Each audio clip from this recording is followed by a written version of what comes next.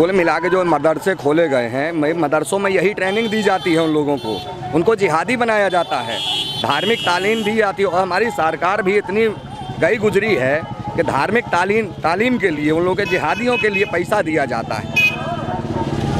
हम लोग, हमारे सनातन धर्म में तो कभी मार काट नहीं सिखाया जाता। हम तो एक चींटी को भी मार दें यदि अपने धर्म में, तो कहते तुम्हें पाप पड़ेगा आप लोगों को। तो हमारे माता पिता तो शुरू से यही सिखाते हैं, भैया किसी की हत्या मत करो। उन लोगों को तो शुरू से यही सिखाया जाता कि भैया मारो काटो। त्योहार ही उसी तरह के मनाए जाते हैं। रोहिंग्या बांग्लादेशी देश में घुसपैठ कर रहे हैं, करोड़ों की संख्या में हो रहा। धीरे धीरे अफगानिस्तान के लोग भी यहाँ आने लगेंगे। हमारी सरकारें अन्यत्र पार्टी उनको भी शरण देने को तैयार हुई। क्या है, कोई धर्मशाला थोड़ी है कहीं पर जो आए मुँह उठा के देश में घुस जाए। अरे भाई, अगर इस तरह लोग बढ़ते रहेंगे तो हम अपना ही नहीं संभाल पा रहे, उनको कैसे होगा। और आकर को क्या करेंगे, यहाँ पर आतंकी फैलाएंगे यहाँ आके। इसलिए इसको बहुत संयुक्त राष्ट्र के लोग बोल रहे हैं कि जो शरणार्थी है उनको शरण दीजिए।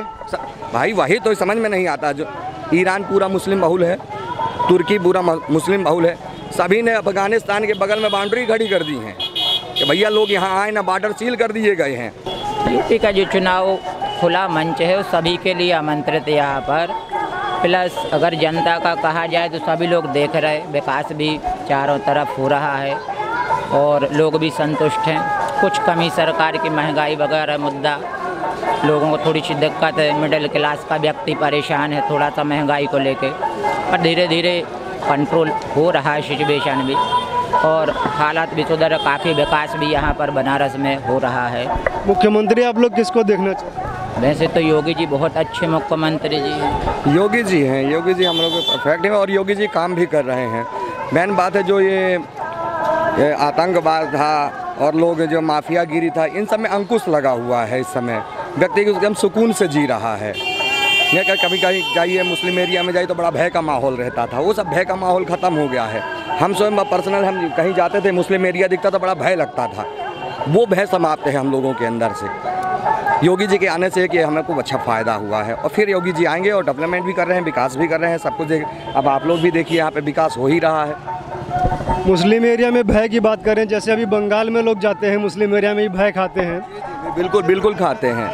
यहाँ भी था यूपी में भाई, वहाँ के जो मुल्ला मौलवी लोग हैं वो तो आए दिन फतवा जारी करते हैं।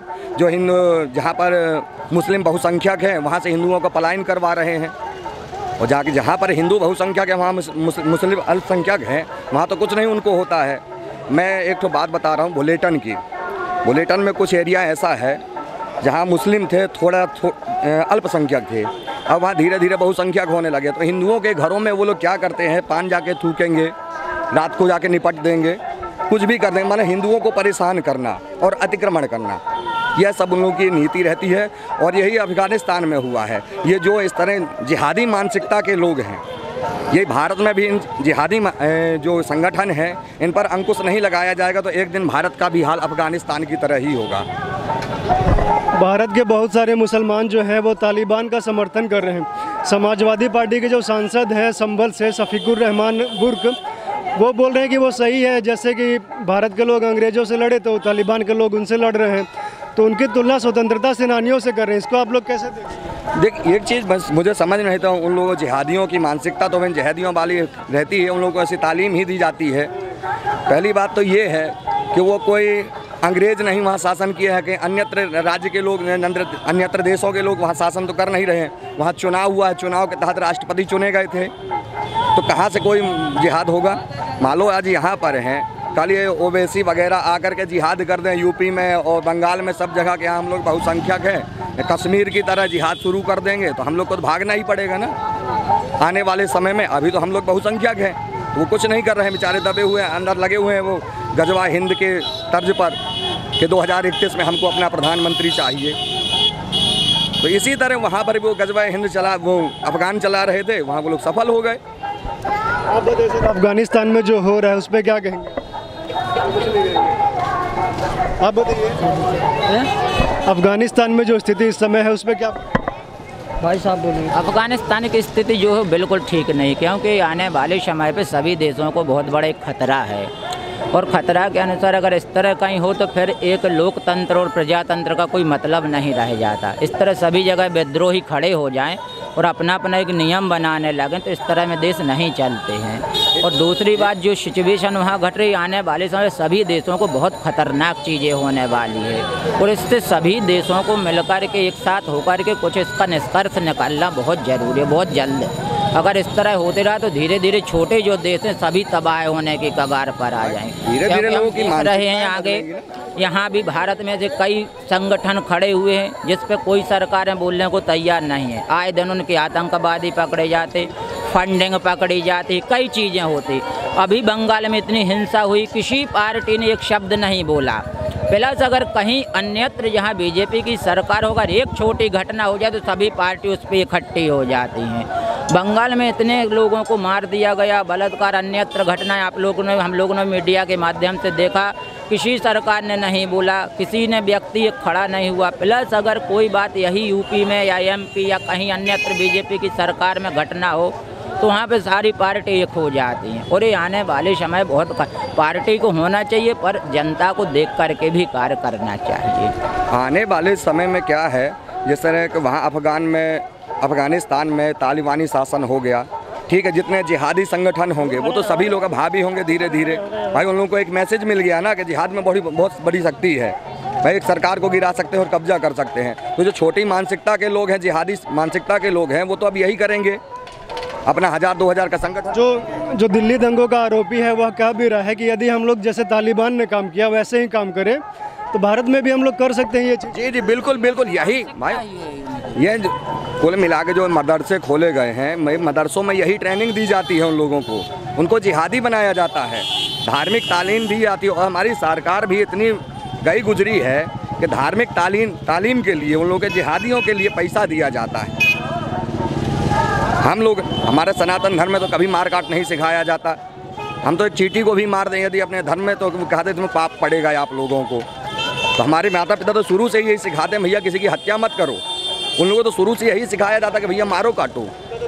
त्योहार ही उसी तरह के मनाए जाते हैं। तो अब क्या करें, ऐसी और कुल मिलाकर जो अफ़गानिस्तान में हो रहा है ये कुल निंदनीय है। और इस तरह के माने अंतर्राष्ट्रीय संघ जो भी हैं और विश्व मंच है उनको इसके लिए कुछ कार्रवाई भी। अच्छा सर, जो मुसलमान लोग हैं उनका जो मजहबी कानून है, शरिया कानून, तालिबान वही तो लागू कर रहा है अफगानिस्तान में, फिर भी लोग भाग रहे हैं। जी जी है, ये पूरे वही है लोग करना वही शरिया। यहाँ ये जिहादी मानसिकता के जितने लोग हैं सब शरिया कानून चाहते हैं। आप अपने लिए जो स्वतंत्र मानसिकता के लोग हैं वो लोग नहीं चाहते। हम पूरे मुस्लिम नहीं है भारत में खराब, जितने ये जिहादी हैं, जितने ये लोग क्या मदरसों से ट्रेनिंग ले रहे हैं वो कट्टर होते जा रहे हैं। उन्हें यही सिखा। एक तो पहली बात है जनसंख्या नियंत्रण कानून भी आना चाहिए। अब एक पुरुष है बेचारा, 15 ठो बेगम है, 15 बेगम के 4-4 बारिश हैं, तो एक तो बेचारा कचड़ा बीन रहा है, एक नाली साफ कर रहा है, एक कुछो कर रहा है, और इकट्ठा ला के मदरसों में मस्जिदों में दे रहे हैं आतंकवादी बनाने के लिए पैसे। उन लोगों को तो भैया 5 रुपया का पर्ची है कि तुम्हें देना ही पड़ेगा दिन में एक ठो। इतना रुपया कमाइए, चाहे कचड़ा बीनिए, चाहे जो कुछ करिए, 5 रुपया भी मस्जिद में देना पड़ेगा हमको आतंकवादी पैदा करने के लिए। लोग देते हैं और बाकायदे रसीद काट करके देते हैं। अभी जैसे देखा कि रोहिंग्या बांग्लादेशी देश में घुसपैठ कर रहे हैं, करोड़ों की संख्या में हो रहा, धीरे धीरे अफगानिस्तान के लोग भी यहाँ आने लगेंगे। हमारी सरकारें अन्यत्र पार्टी उनको भी शरण देने को तैयार हुई। क्या है, कोई धर्मशाला थोड़ी है कहीं पर जो आए मुँह उठा के देश में घुस जाए।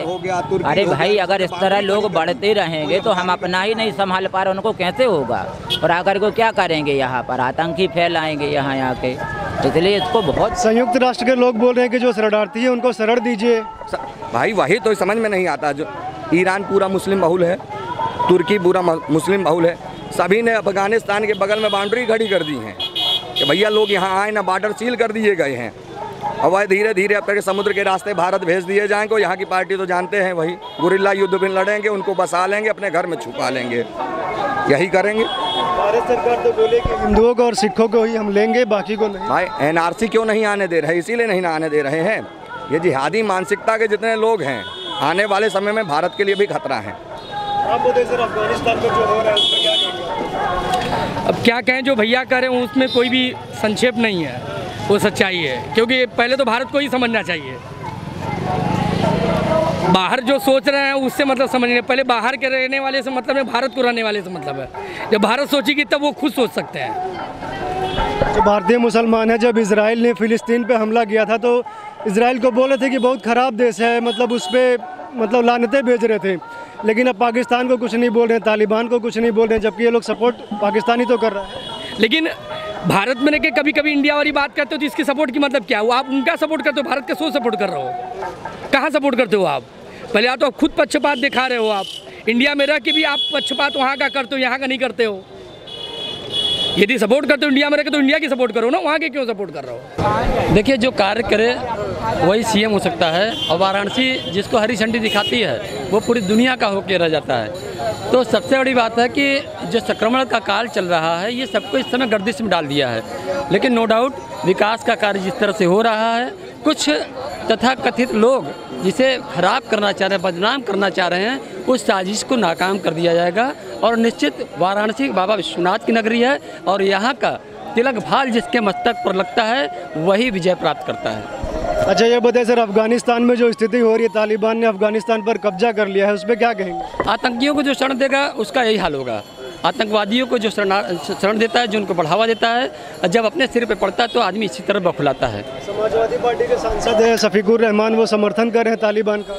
देखिए, मालूम है सस्ती लोकप्रियता और कुछ लोभ लाभ के चक्कर में पड़ करके कुछ मुट्ठी भर लोग अगर उसका समर्थन करते हैं, देखिए वो मुट्ठी, अब चुनाव आया है तो जातिगत समीकरण को लोग साधेंगे ही। कोई ब्राह्मण के लिए दौड़ रहा है, कोई क्षत्रिय के लिए दौड़ रहा है, कोई मुसलमानों के लिए दौड़ रहा है। लेकिन हम बार बार ये कहना चाहते हैं 4 साल भोगिए मत, पूरे राष्ट्र के लिए जो सोचे, मैं किसी पार्टी का नाम नहीं लूँ, राष्ट्र का जो सोचे, आपस में लड़ाने वाला न हो, उसे ही चुनना पड़ेगा। आप लोग बताइए सर, यूपी में जो विधानसभा चुनाव होना है, मुख्यमंत्री आप लोग किसको देखना चाहिए? योगी को बताओ जरा बात करिए। यूपी में विधानसभा चुनाव जो होना है, मुख्यमंत्री आप लोग किसको देखना चाहिए? हम लोग तो योगी राज को जानते हैं। योगी राज ऐसा मंत्री, नरेंद्र मोदी ऐसा मंत्री अगर 50 साल पहले हो जाता तो देश का ये हालत नहीं रहता, ठीक बिल्कुल ठीक रहता। अफगानिस्तान में जो स्थिति है उस पर क्या कहेंगे सर? वो तो पाकिस्तान, अपने इंडिया की बात बोल रहे हैं अपने। जो 50 साल पहले अगर योगी राज आ जाता, नरेंद्र मोदी आ जाता, तो देश का अभी जो था विश्व पैमाने पर रहता। अभी ऐसा हालत पहले नहीं होता जैसे पहले हालत था देश में। अभी बिल्कुल देश सही चल रहा है, ये दोनों सरकार से देश बिल्कुल सही चल रहा है। ऐसा ही सरकार चाहिए देश में। योगी आदित्यनाथ जी को क्यों देखना चाहिए सर? इसलिए कि उन कानून व्यवस्था बहुत बढ़िया उनकी है। कानून व्यवस्था अब तक के इतिहास में ऐसा नहीं हुआ था। मायावती जी को भी फेल कर दिया है। अफगानिस्तान में जो तालिबान ने अफगानिस्तान पर कब्जा कर लिया है, तो जो समाजवादी पार्टी के सांसद हैं शफीकुर रहमान, वो तालिबान का समर्थन कर रहे हैं, इस पर क्या कहेंगे? ये गलत कर रहे हैं। तालिबान का समर्थन कभी नहीं करना चाहिए, वो एक उग्रवादी देश है। उग्रवाद का तो पूरे वर्ल्ड को विरोध करना चाहिए। तो भारत के बहुत सारे मुसलमान तालिबान का समर्थन कर रहे हैं। जैसे देशद्रोही लोग करेंगे, देश प्रेमी नहीं करेंगे। देश प्रेमी कभी नहीं करेंगे।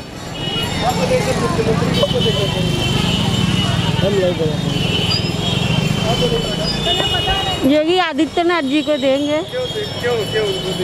उनके लिए बहुत कुछ हम लोग के देश में तरक्की हुआ है। अब समाज जो है कि अपना सर ऊंचा करके चल रहे हैं, बहुत अच्छे काम कर रहे हैं। रास्ता सड़क बन गया, सब कुछ अच्छे से हो रहा है। उन्हीं को मुख्यमंत्री बनाएंगे।